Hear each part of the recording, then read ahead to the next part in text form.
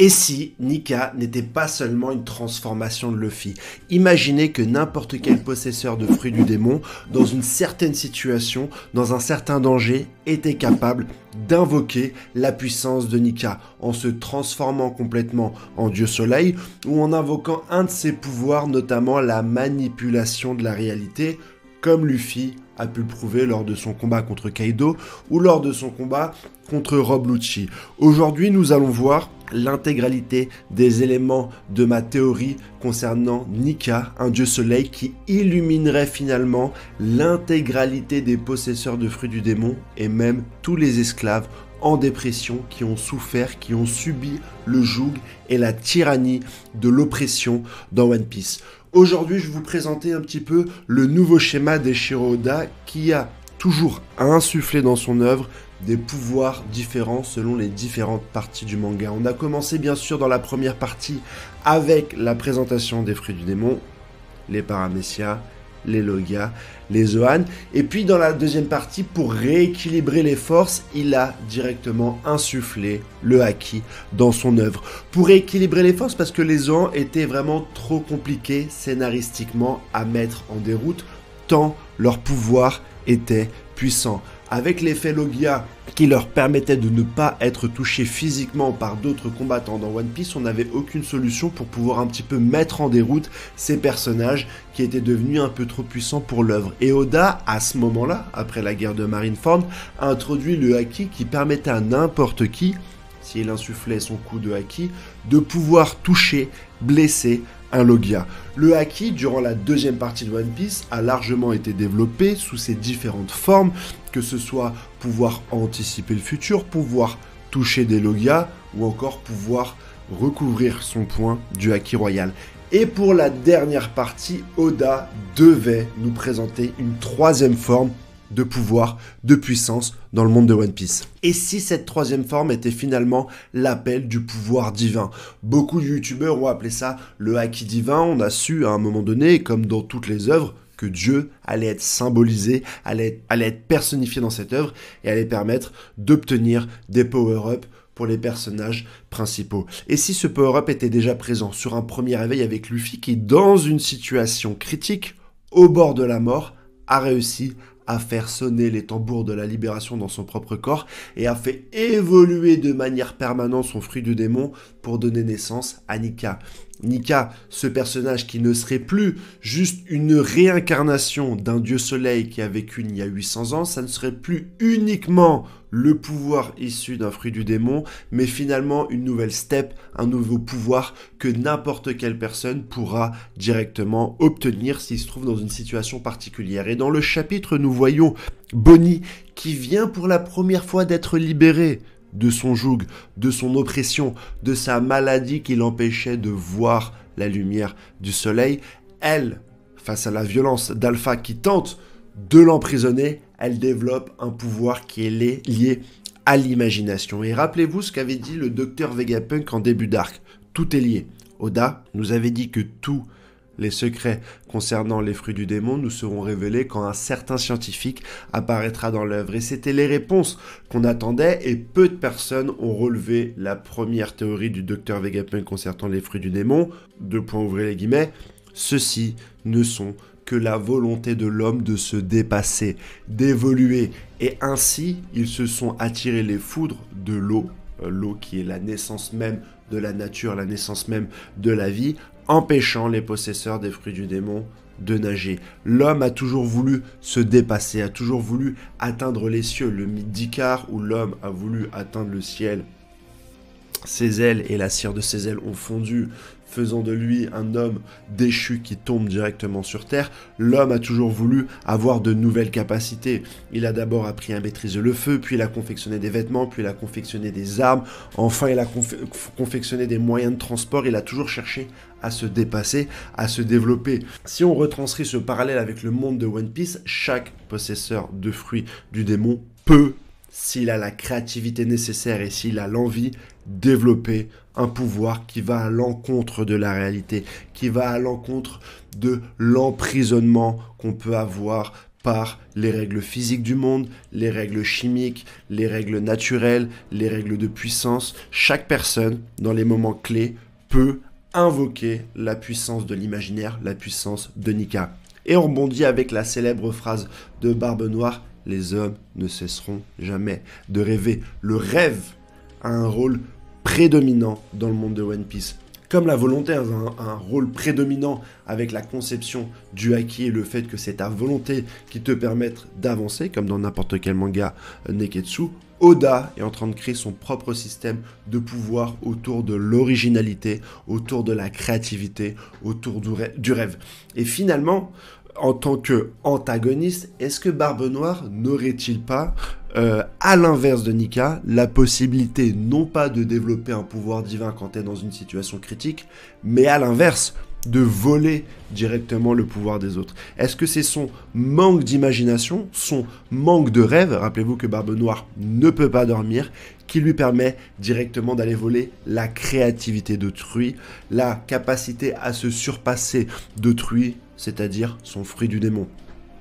C'est peut-être grâce à cela que Barbe Noire arrive à subtiliser les différents fruits des différents pirates sur Grand Line et dans le Nouveau Monde, et de les repartager pour lui et son équipage grâce à sa compréhension des rêves, de la créativité et de l'originalité des possesseurs des fruits du démon, qui n'ont pas un pouvoir fixe, qui ont un pouvoir qui peut évoluer. Le fruit du démon dépend de son utilisateur, de la capacité créatrice de son utilisateur, de sa manière à imaginer un pouvoir rocambolesque, même en partant de rien. Comme Luffy qui a le pouvoir du Gomu Gomu et qui, grâce à sa créativité et sa volonté de devenir le seigneur des pirates, en a fait un des fruits du démon les plus puissants. Avant qu'on apprenne, bien sûr, que c'était le Nika Nika no Mi. Mais des personnes vont me dire, oui, mais Luffy a mangé le Nika Nika no Mi, donc le Nika ne peut pas être un pouvoir qui peut s'éveiller chez n'importe qui. Mais rappelez-vous, l'auteur Eiichiro nous a trompé tout le long de son manga. Déjà, il nous a dit pendant près de 50 tomes que Luffy et Ace étaient frères. La surprise, quand on a appris que c'était uniquement des frères de sang parce qu'ils avaient partagé une coupe de saké. Pendant 100 tomes, Oda nous a dit que Luffy avait mangé le Gomu Gomu no Mi pour finalement nous expliquer que c'était un Zoan, le Nika Nika no Mi. Oda, là encore une fois, pendant une 50aine de tomes, nous a dit qu'il était impossible de manger 2 fruits du démon sous peine d'exploser. Qu'est-ce qui se passe à Marineford? Barbe Noire ingère, mange, obtient les pouvoirs d'un fruit du démon. Oda n'a pas arrêté de déconstruire son histoire pour nous surprendre en tant que lecteur. Et c'est ce que j'adore chez One Piece. C'est ça que j'adore, c'est que on ne sait jamais quand les règles vont être brisées, quand est-ce que la créativité de l'auteur va déborder du cadre qu'il a lui-même fixé. Et pour imager tous les éléments que je vous ai cités, ça serait incroyablement intéressant d'avoir une puissance que n'importe qui puisse acquérir. Pourquoi? Ne serait-ce qu'au niveau scénaristique, depuis que Luffy a battu Kaido, on se pose tous la même question. Quel antagoniste va devenir assez puissant pour pouvoir un petit peu mettre Luffy ou les Mugiwara en danger? Une chose qui était complètement impossible jusqu'à cette théorie, puisque si d'autres personnes peuvent éveiller leurs fruits au point d'atteindre le stade Nika, ils pourront, dans des batailles féroces, créatives et originales, aller se battre avec Luffy. Et c'est ce que nous avait dit directement Oda dans une interview. Le manga ne sera plus épique, le manga ne sera plus triste, le manga va être joyeux, que les gens qui veulent quelque chose de sérieux quittent le navire. Et imagine que cette phrase veut simplement dire qu'aujourd'hui les batailles vont se dérouler entre des personnages qui vont pouvoir modifier la créativité, modifier la réalité et un petit peu dominer les différentes lois physiques du monde de One Piece. Et c'est pour ça qu'on arrivera très certainement à des combats qui vont avoir du sens et qui seront rocambolesques. Un des signes précurseurs qu'on peut aussi relever concernant l'évolution des pouvoirs et de Monk et de Luffy et de Jawar et Diboni, c'est que les deux sont également des gloutons. Des gloutons qui adorent manger dans une œuvre où principalement les antagonistes empêchent les gens de manger. Je pense principalement à Wano Kuni, mais on a eu d'autres personnes.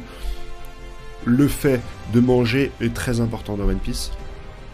Luffy met une tarte à Kaido, son coup final, en lui disant qu'il ne le laissera plus jamais affamer les populations.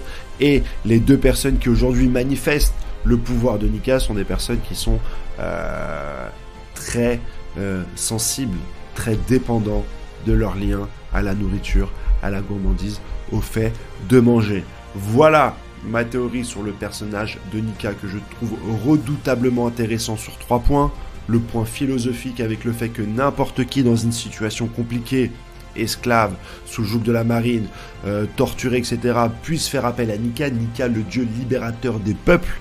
J'aimerais bien que ce pouvoir puisse naître de n'importe qui, qu'il ne soit pas uniquement affilié à un personnage.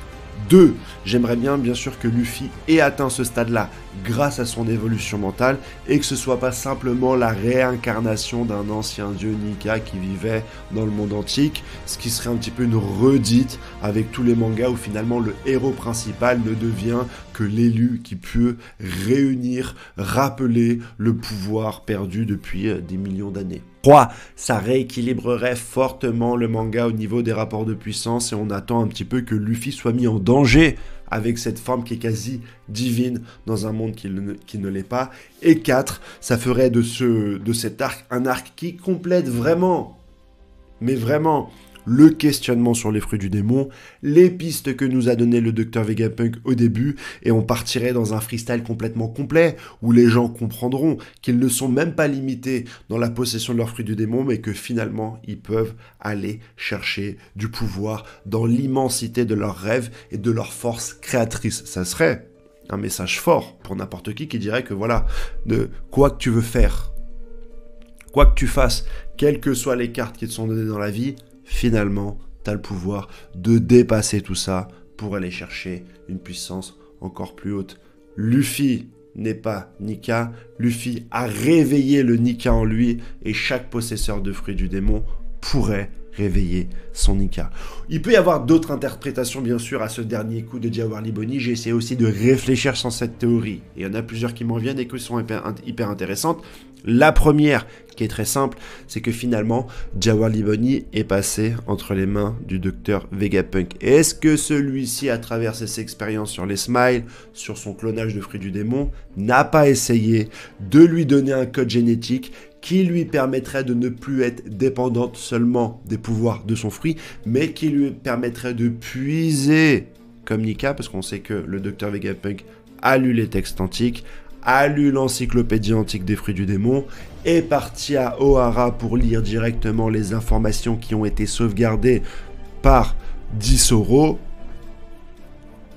Il aurait pu tenter d'ouvrir les chakras, de permettre l'infini au personnage de Jawahirli Boni. Et à ce moment-là, ça pourrait être hyper intéressant que Jawahirli Boni ne soit qu'un clone raté, une expérience tentant de se rapprocher de Nika le dieu soleil, et dans cette quête de vouloir créer une énergie qui permettrait au peuple de ne plus se faire la guerre, il tenterait de recréer Nika, comme beaucoup l'ont déjà dit avant moi, qui serait finalement l'origine de cette nouvelle énergie.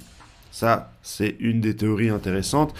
Et enfin, la troisième théorie là-dessus, ça rejoint encore Nika, mais ce ne serait plus le fruit d'un fruit du démon, puisque rappelez-vous, on n'a pas vu Jawahirli Boni directement manger le fruit dans le flashback, ce qui est quand même assez spécial dans le monde de One Piece. Généralement, quand tu as un flashback, on les voit tomber sur le fruit, il aurait carrément pu le faire, il y avait la place pour le faire, il y avait le propos pour le faire, mais il ne l'a pas fait. Est-ce que Boni a réveillé son pouvoir tant elle était appâtée par la liberté qu'on lui promettait pour ses 10 ans, à travers les histoires de Kuma, à travers les livres, elle aurait créé son propre imaginaire et finalement n'importe qui dans le monde de One Piece, ayant subi un privement de liberté aussi significatif que celui de Jawahirli Boni, aurait la possibilité pour trouver la liberté de créer son propre Nika, de devenir, d'incarner finalement Nika.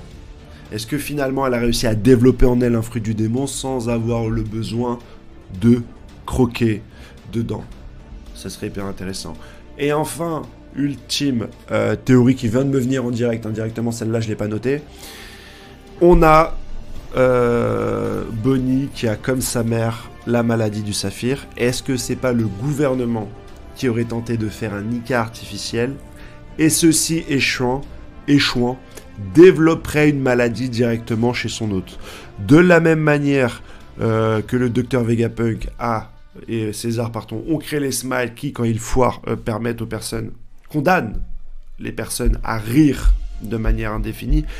Est-ce que finalement les Tenryubito, le Gorosei, tenteraient pas ce même genre d'expérience avec les esclaves en essayant de forcer le réveil de Nika entre eux, ce qui provoquerait des maladies telles que la maladie du saphir, qui les priverait de lumière, parce que finalement la maladie de saphir, elle t'empêche d'être exposé au soleil. Est-ce qu'en forçant un corps une transformation vers le stade Nika, ça le dégoûterait tellement de la lumière que les possesseurs ne pourraient pas directement sortir à la lumière du jour?